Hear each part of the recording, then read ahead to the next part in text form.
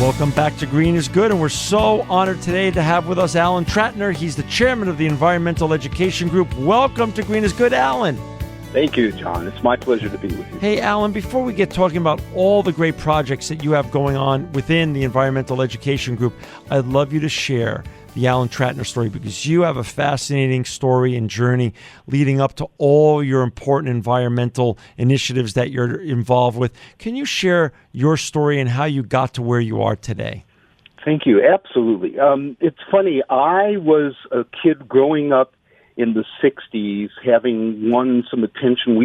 I was born in Detroit, and General Motors had this contest about designing the car of the future. And it was a national, you could win at that time a $5,000 scholarship to go to college. That's laughable nowadays, but whatever. And you designed the car of the future, and you built it. You had to hand build it with crafts and, cutting it and all that stuff. And I won their attention a couple of times, to the point that as an 11-year-old, they put me at the General Motors Technical Center in Warren, Michigan, where they were designing, the World's Fair and refrigerators and cars of every kind. And when General Motors was the number one corporation on the planet, of course. And that caused me to be thinking about inventing and entrepreneurship and all the things I was kind of excited about in my art and scholastic and science background. And we moved to California. When we moved to California, I had no idea how bad smog was in the 60s, before the laws and emission controls and all that stuff. And we couldn't go to school some days, and it just changed my whole direction of understanding what I should be doing personally, and maybe helping others with inventing and entrepreneurship in a green space and creating what we now call the green economy, or environmental entrepreneurship, or eco-inventing. And so I went down that direction, and just because of circumstances and the way the world works, I landed with this brand new upstart magazine called Environmental Quality Magazine, and they had been funded by Bankers Trust, and we were out there on the cutting edge. And right in 1969 in Santa Barbara, the world famous or infamous oil spill happened, and that catalyzed what they call the modern environmental movement, with the birds coated with oil and the beaches closed and how bad things were. And I remember Life magazine and Time magazine, the big stories about how bad we were polluting the planet. So it really stung home with me that I should be going in a different direction and try to help the world with the inventing side and entrepreneurial side, instead of just going crazy industrially and without any concern for the planet. And so luckily I had a lot of politicians and Hollywood celebrities being out here that got behind me, and I was involved in the founding, proudly, of the original Earth Day with Dennis Hayes from Environmental Action, Senator Gaylord Nelson, and we kind of helped that whole thing get birthed, and how it spread around the world and annually celebrated. And then I went to the United Nations conference, the first ever on the human environment, in Stockholm, Sweden, and did a whole presentation and got connected to other countries and other people. And we went in a different tangent, John. You could hug the whales and hug the trees and save the whales and do whatever you wanted to, and everybody started to do that. But I wanted to do something that was related to inventing a better future. And so we created the Green2Gold Incubator. And it was early on, before incubators were really talked about, or accelerators, and you're talking about the really beginning of the 1970s. And that's what we started to do, was to invent and create ideas and help people around the world do things that would be new technology, renewable energy, sustainability before it was talked about, green products of every kind, ilk. And the only thing we didn't want to practice was just two areas, medical quackery and weapons of mass destruction. You can go elsewhere for that. But we basically can invent and entrepreneur and incubate ideas in this whole field, and we ended up, thanks to all the stuff I was doing, being on Oprah and Good Morning America and CNN. Oprah told 20 million Americans, if you have a great idea, call Alan, put my phone number up there, and forever changed my whole life and our organizations. Then we traveled around the world, did some 4,500 workshops, Moscow, Russia, to Stanford, and continue to do so to date. And now we have 5 major project elements within the Environmental Education Group that are related to sustainability, environmental entrepreneurship, technology, renewable energy on a global scale. Incredible attention that we get, and we're making quite a big difference. We even have a chain of angel, inventor, and unconventional funding resources to our incubator. We've been doing the the annual Clean Business Investment Summit out here in California at UCSB, where we're housed. And my background was I ended up with like 15 patents. Everyone teases me that if I wasn't helping thousands of others, I probably have 100 patents right now. And in renewable energy and transportation and things that I care about. So it's been quite a ride. Plus, the U.S. Small Business Administration made a contract with us to run a small business development center. I'm a SCORE counselor, Service Corps of Retired Executives for the U.S. SBA. And we pioneered some very important things in the 1990s, for a long time during the 70s, 80s, stuff like that. I ended up being the editor-in-chief of the Solar Energy Society, was the executive director of the Geothermal Energy Association, and owned the Geothermal Energy magazines and annual directory. And we were immersed in all kinds of renewable energy and energy fairs and environmental things that we did. But the culmination of that was 1990s when we launched with some producers in Hollywood that were quite famous. They got some backers, and they created Eco Expo. We were pioneers in this area, and the Green Business Conference, which I ran. And for kids, we had the Young Eco Inventors Contest and Young Eco Entrepreneurs, and with the major corporations helping us and sponsoring us. And at one point, Chrysler Foundation, we had 14,000 kids show up with ideas of how to help the future. And Popular Science magazine, win a trip to Hollywood and $1,000 with your great idea. We were doing spectacular things, getting coverage everywhere in the media and making a big difference. And we did that for a long, long time, the entire decade of the 1990s. Very proud of that. At one point, we were getting 50,000 people showing up and hundreds of exhibits and concerts and celebrities. Alan Alda Jr., which everybody knows, his fame, he used to be my partner to give out awards for the young kids with their eco-inventions. And that's now matured to something we call Super STEM, a whole new, profound evolution of science, technology, engineering, math that this country is really hurting for, but we threw in sustainability and invention and environment and entrepreneurship and things like that to make it holistic in a way that the planet will benefit and kids will benefit. So that's a snapshot of what we do. And then you and I have both been inducted and proudly into the International Green Industries Hall of Fame, recognizing us as pioneers and for what we're doing. So I'm very proud to be in your company and on your radio show. Oh, that's so nice. And that's just an amazing journey you've had and all the great and important work that you're doing. For our listeners out there that just joined us, we've got Alan Trattner. He's the chairman of the Environmental Education Group. And to learn more about Alan's great work and to see just one of his great websites, you go to www.green2gold.org, green2gold.org.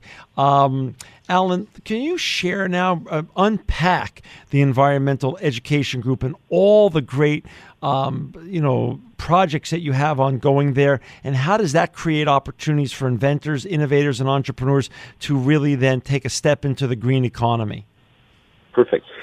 Well, essentially, everything that we've done, that we've incorporated, we have this thing called TECHBREW, which is a mega mixer of green networking that we developed over 11 years. It's part and parcel to the Incubator. Everything is kind of like an adjunct to the central Green2Gold Incubator.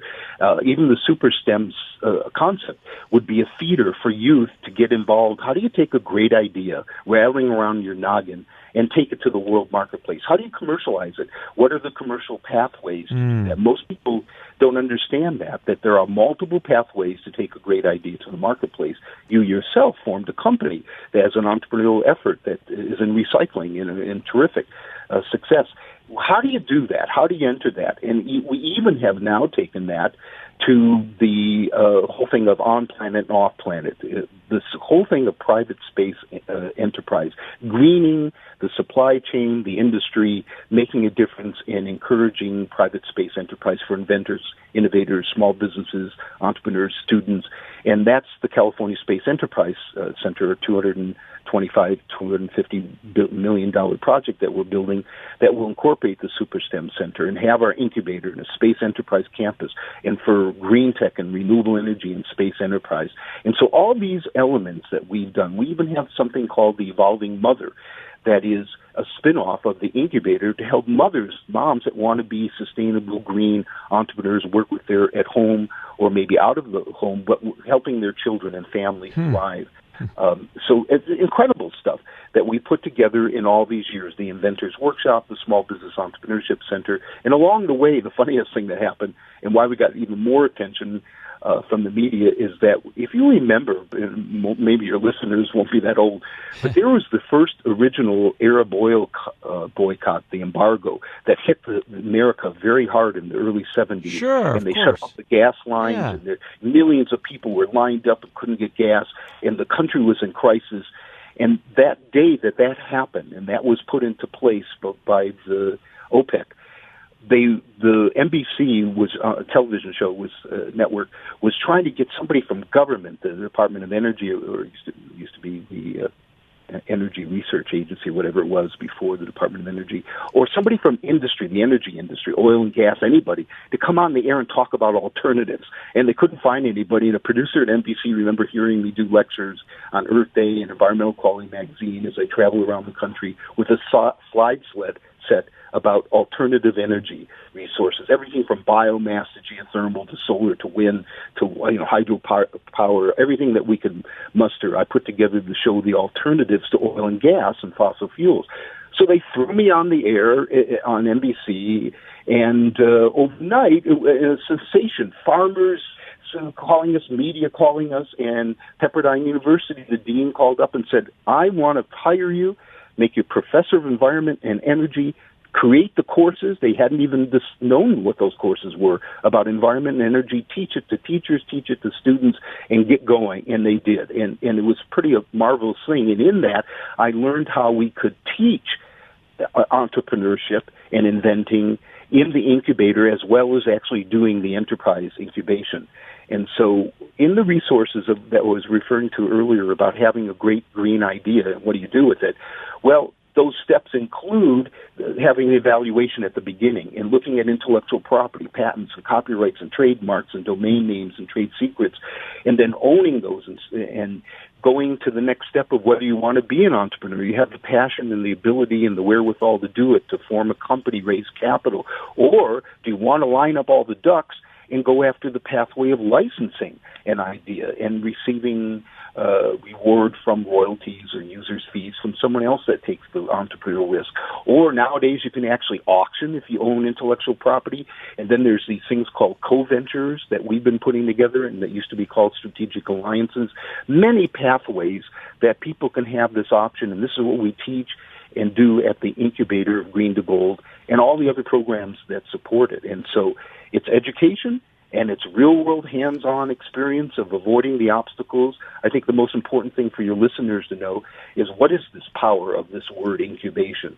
And they've done a study across the United States that people that do a startup enterprise in all fields, not just green, if they, in the first to third year, if people do that on their own. And America is the most entrepreneurial country still in the world. 1 in 10 Americans starts a small business, but as many as 90% of them fail during the first to third year from lack of capital, management, resources, what to do, avoiding obstacles, all the reasons that those dreams go down the toilet. But basically, in incubation, it's the opposite. It's now approaching a 90% success rate, which is similar to having a franchise where you just buy it and everything is done for you and marketing and everything's supplied and you're tutored all the way and it's hard to fail. Right. You know, your hand is held. So we do mentorship and tutoring and counseling. And one of the great things we do is virtual incubation. In fact, maybe more than 2/3 of all the people we have as members around the world, 100,000 growing, are virtually incubated, where we've made people successful, never even met them, only discussed things on the phone and email and postal mail or whatever. And so it's pretty interesting. Although traveling around the world, as I mentioned, John, I've been in 40 different countries where we're actually talking with them and establishing the Green2Gold sustainable economic engine driver as an entity for various countries. So we're proud of what we're doing in that, and we can take people right from the beginning of an idea sketched on a piece of toilet paper or a napkin all the way up to being a commercial success and post-success. What do you do when you want to exit? What do you do when you want to retire from the venture you created or your idea. And that's what we do in the Green2Gold Incubator. Alan, we've got about 5 minutes left. Can you share about one of the things I know you do is also how to you show people and entrepreneurs with ideas how to raise money. Show me the money. How do people raise money if they think a good idea? And also, what are the role of government have with regards to scaling an idea and getting an idea born? Well, it does begin with this system. When I do lectures and workshops around the planet, I have this slide, and it is this proven system that we've had over 42 years that we put together that kind of gets you surrounded or just leapfrogging obstacles. It's a system and a sequence of lining up intellectual property resources, technology, the advisors, all that kind of stuff. And then that's the appealing matrix that attracts money. And we have a special template that is only available to our members that have gone through this process that is the most proven template for getting equity-based money or even going to banks for debt money or unconventional funding resources. So you give them all the tools to succeed, all the tools. All the tools. And it's a mechanism that if they adhere to it and they do the business plan properly based on the presentation and the pitch, they can normally succeed with our help in getting. There's no guarantees in life. Of course. But it works. And the funniest thing is, for many years, I was part of an angel group that got founded, very innovative, entrepreneurial, and we watched the boot camps mature where the actual investors with the money would tell you what they want to see and how to do it and how to ask them. And we learn from that. And that's part of the way we attract money to be magnetic to our great ideas. Hey, and we're down to the last 3 minutes, Alan. What are some of your favorite inventions that have been coming out of Green2Gold the last 2 or 3 years that you can share with our listeners? Okay, mine or my members? Whatever. Your show. That's a challenge. Yeah. Okay. So we have a remarkable water technology that I believe, I've seen everything. I know. 1,000 members and worldwide.